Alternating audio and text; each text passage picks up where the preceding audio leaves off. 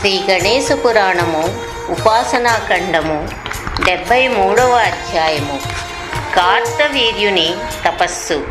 కార్త్యవీరుడు కేవలం వాతాసనంతో గురూపదిష్ట మంత్రమును జపిస్తూ 12 ఏళ్ళు తపస్సు చేశాడు. బాలుని అకుంఠిత దీక్షకు గజాననుడు సంతోషించి ఎదుటనున్న తటాకం మధ్య నుండి ప్రవాళమయమూర్తిగా అవతరించి బాలుని ఎదుట నిలబడి, ఓ బాలుడా, నీ భక్తికి నేను మెచ్చాను.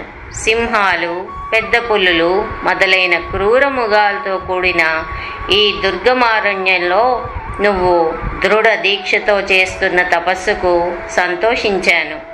ఏం వరాలు కావాలో కోరుకో, నువ్వు కోరేవన్నీ ప్రసాదిస్తాను అని సాదరంగా పలికాడు.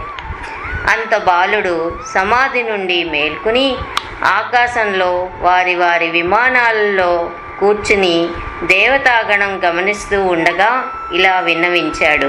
దేవదేవా, గజానన, నేను నీ పాదపద్మములు వీడకుండునట్లు నన్ను అనుగ్రహించు. ఇది తప్ప నాకు ఇతర కోరికలు లేవు. అయితే నా తల్లిదండ్రుల తృప్తి కొరకు నాకు అంగసౌష్ఠవం కలిగించు అన్నాడు. అప్పుడు గణనాథుడు సూక్ష్మ శరీరం ధరించి బాలుని కుక్షిలో ప్రవేశించాడు. వెంటనే బాలుడు సర్వాంగ సుందరమైన సహస్రబాహు సమన్వితమైన దివ్య దేహం ధరించి పర్వతాకారుడై నిలబడ్డాడు. అది చూసి దేవతలు పూలవాన కురిపించారు. కార్తవీర్యుణ్ణి శ్లాఘించారు, గణపతిని స్తుతించారు. కార్తవీర్యుడు సింహనాదం చేయగా 1000 చేతులతో వెలుగొందుతున్న అతన్ని చూసి అందరూ హడలెత్తారు. అతడు చేస్తున్న సింహగర్జనలకు భూమండలంలోని రాజులందరూ భయపడ్డారు. కార్తవీర్యుడు 500 బాణాలు ఒక్కసారి విడిచేతంట వీరుడు కావడం వల్లనే రాజులు అంతగా భయం చెందారు. బ్రహ్మాది దేవతలు అక్కడికి వచ్చి, కార్తవీర్యా, నీకు జయము, నిన్ను స్మరిస్తే చాలు దేవతలకు నష్టద్రవ్య ప్రాప్తి కలుగుతుంది. నువ్వు సర్వజనుల బాధలను తొలగిస్తావు. నువ్వు సాక్షాత్తు సహస్రార్జున నామాదిదేయ విష్ణు స్వరూపుడవు. నువ్వు ఆకల్పాంతం 3 లోకాల్లోనూ పేరు మోసి సమస్త భూమండలాన్ని పరిపాలిస్తావు. సాధురక్షణ, శరణాగత పోషణ, శత్రు శోషణ చేసి అఖండ కీర్తినార్జిస్తావు అని అనేక వరాలిచ్చి అంతర్ధానమయ్యారు. భూమండలంలో గల రాజులందరూ వచ్చి కార్తవీర్యునకు రథాలు మొదలైన అనేక కానుకలు ఇచ్చారు. పిమ్మట కార్తవీర్యుడు ఒక బ్రహ్మాండమైన ఆలయం నిర్మించి అందు ప్రవాళాన్విత గణపతి మూర్తిని ప్రతిష్ఠించి ఆ మూర్తికి బ్రాహ్మణులు ఆమోదించగా ప్రవాళ గణపతి అని పేరు పెట్టాడు. ప్రతిష్టలో పాల్గొన్న ద్విజోత్తములకు భూరి దానాలిచ్చి వారిని సంతోషపెట్టాడు. అది మొదలు ఆ క్షేత్రం ప్రవాళ క్షేత్రంగా ప్రసిద్ధి చెందింది. ఈ క్షేత్రం భక్తుల అభీష్టములను తీర్చుటలో కల్పలతిక వంటిది. ఈ పుణ్యక్షేత్రంలోనే తొల్లి ఆదిశేషుడు తపస్సు చేసి గణపతి వద్ద అనేక వరాలు పొంది భూమిని భరించే శక్తిని, నవనాగుల్లో ఆధిపత్యమును, 1000 శిరస్సులను, సర్వజ్ఞత్వాన్ని, సర్వశ్రేష్ఠత్వాన్ని సంపాదించాడు. శేషుడు గణపతిని ప్రతిష్ఠించి ఆ స్వామికి ధరణీధరుడు అని పేరు పెట్టాడు. ధరణీధర నామాంకితుడైన గణపతిని స్మరించిన వారికి సర్వకామ్యములు సమకూరుతాయి. కార్తవీర్యుడు బ్రాహ్మణులను సత్కరించి సామంతులను గౌరవించి తర్వాత తల్లిదండ్రులను చూడడానికి నగరానికి వెళ్ళాడు. తపస్సిద్ధి పొంది సహస్ర బాహువులతో అలరారుతూ దివ్య తేజస్సుతో తిరిగి వచ్చిన కార్తవీర్యుని చూసి అతడి తల్లిదండ్రులు, పురవాసులు ఆనందపరవశులయ్యారు. కృతవీర్యుడు తన సంతోషం వ్యక్తం చేస్తూ బ్రాహ్మణులకు అనేక భూరి దానాలు చేశాడు. ఇంద్రుడు సూరసేన మహారాజుకు సంకష్ట చతుర్థి వ్రత మహత్యం తెలియపరిచి, మహారాజా, ఈ వ్రతం కృతవీర్య పుత్ర ప్రాప్తి కొరకు భూలోకానికి తేబడింది. దీని ఫలితాలు దేవతాగణాలు, చంద్రసేన మహారాజు మొదలైన వారు అనుభవించారు. ఈ వ్రతం చేసి రావణుడు అఖిలగ్నుడయ్యాడు. పాండవులు రాజ్యం పొందారు. రాజా, ఈ వ్రతఫలం నా చేతిలో ధారపోస్తే నా విమానం పైకెగిరి అమరావతి చేరగలదు అని చెప్పాడు. ఇంద్రుని వలన ఈ కథ విని శూరసేన మహారాజు తాను స్వయంగా వ్రతమాచరించడానికి సిద్ధమయ్యాడు. 73వ అధ్యాయం సమాప్తం.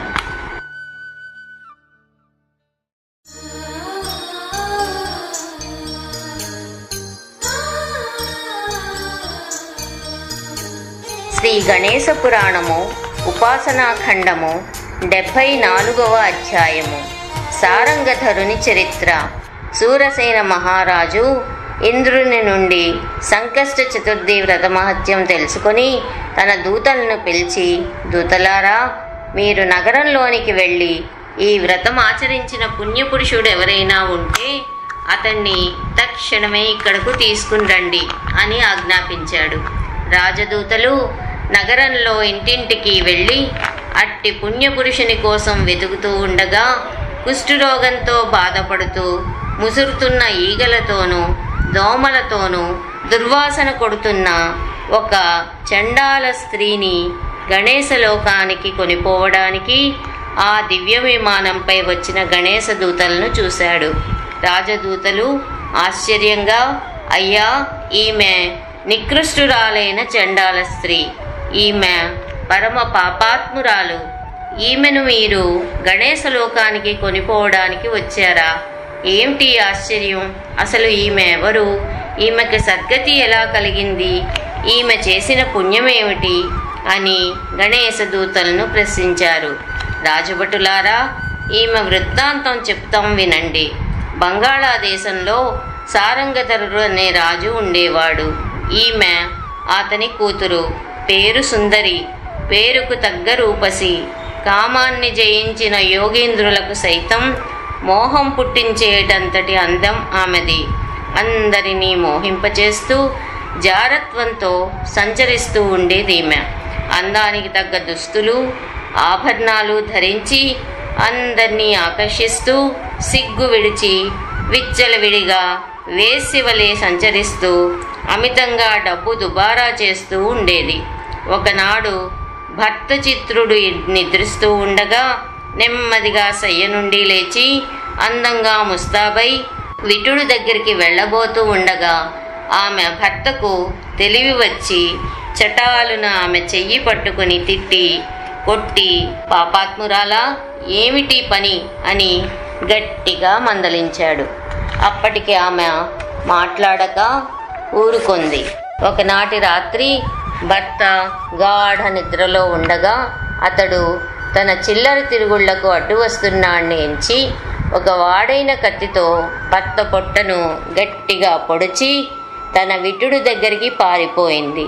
ఇంతలో ఇరుగు పొరుగువారు లేచి ఆమె దుష్కర్మ తెలుసుకుని రాజుగారికి ఫిర్యాదు చేశారు. రాజదూతలు ఆమెను వెదకనారంభించారు. విటుడుతో రతిభోగం అనుభవించి ఆమె తిరిగి ఇంటికి వస్తూ ఉంటే రాజభటులు ఆమెను పట్టివేసి రాజుగారి సన్నిధికి ఈడ్చుకొని పోయారు. ఆమె చేసిన ఘాతుకానికి ఆమెకు మరణదండన విధించాడు రాజు. రాజభృత్యులు ఆమెను ఊరవతలకు తీసుకుని వెళ్ళి వధించారు. ఆమె చేసిన పాపకార్యాలకు ఆమెకు నరకం సంభవించింది.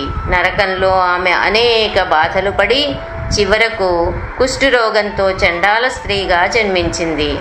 ఈమె కటిక దరిద్రాన్ని అనుభవిస్తూ మద్యం సేవించి ఉన్మత్తురాలై రాత్రి ప్రథమయామంలో ఆకలికి తట్టుకోలేక బిచ్చమెత్తుకుంటూ సంకష్ట చతుర్థి వ్రతం చేస్తున్న ఒక గృహస్థు ఇంటికి వెళ్ళింది. ఆ ఇంటి వారు పెట్టిన అన్నం సరిగ్గా చంద్రోదయ సమయాన భుజించింది. లోపల గణేశ స్తవములు సాగుతున్నాయి.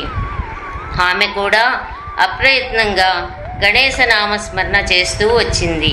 గజానన నామస్మరణం చేతను సంకష్ట చతుర్థి శుభదినమున చంద్రోదయ సమయాన వ్రతదీక్షాపరులు గణపతికి నివేదించిన అన్నం భుజించుట చేతను ఆమెకు పుణ్యం సంప్రాప్తించింది.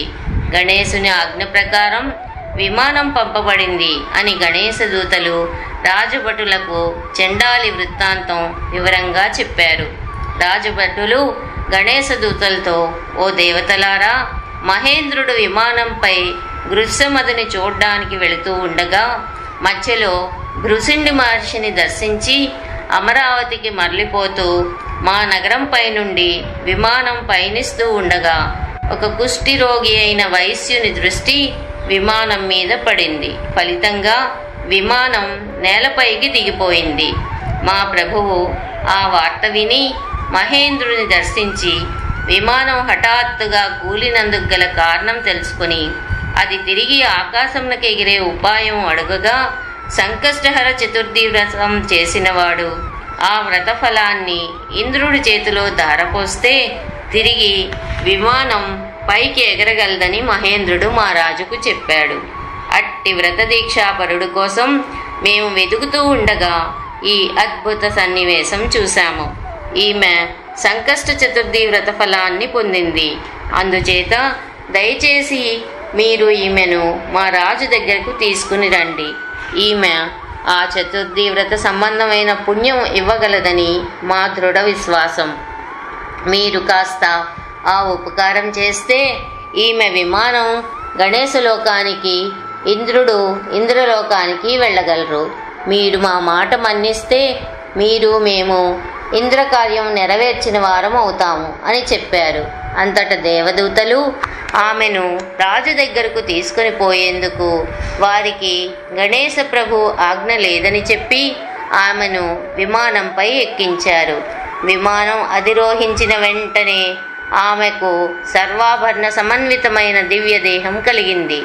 చండాలి విమానంపై పోతూ ఉంటే ఆమె ఉన్న విమానం యొక్క గాలి సోకి ఇంద్రుని విమానం కూడా పైకి లేచింది. పురజనులందరూ విస్మయం చెందారు. ఇంద్రుడు స్వస్థానం చేరుకున్నాడు. చండాల స్త్రీ దివ్యదేహంతో వినాయక లోకానికి వెళ్ళి వినాయక సామీప్యాన్ని పొందింది. ఈ ఉపాఖ్యానం భక్తి శ్రద్ధలతో పఠించిన వారికి, విన్నవారికి కష్టాలు తొలగి వారి వారి కోరికలు నెరవేరుతాయి. 74వ అధ్యాయం సమాప్తం.